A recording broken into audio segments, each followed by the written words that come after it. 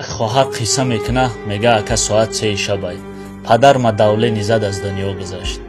بردم به خاک سپاریدنش. بعد از چند ساعت مادرم دلش از کار مانده، اونم از دنیا گذشت. باور که دل جگرم ریخته بود. یک باره دنیا در نظرم تاریکستان شد. هم پدر و هم مادر در یک روز از دست دادم. یک برادرم بیماری قند و دل بود، اونم بعد از چند ماه از دنیا گذشت.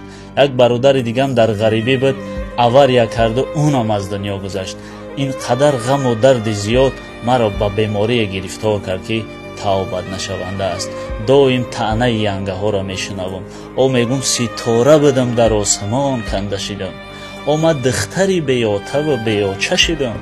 او دخترای آتدار سنگم نزنی، او بر جیگر پر علمم خنجر نزنی. ای وای داد وای داد. سلام علیکم دوستان عزیز. چگونه میبینید در دست ما یک میلیون پاست، یعنی که ام پلوس میباشه. ام پلوس برای همین بقوت کردن مردانگی، بقوت کردن بدن، پوی سپرما را بلند برداشتن، میکرو ویروس که در سپرما تازه کردن، برای خون گرفتگی، پراستاتی، بسیار چیزا فایده داره برادران عزیز. با باور کامل میتونید زکاس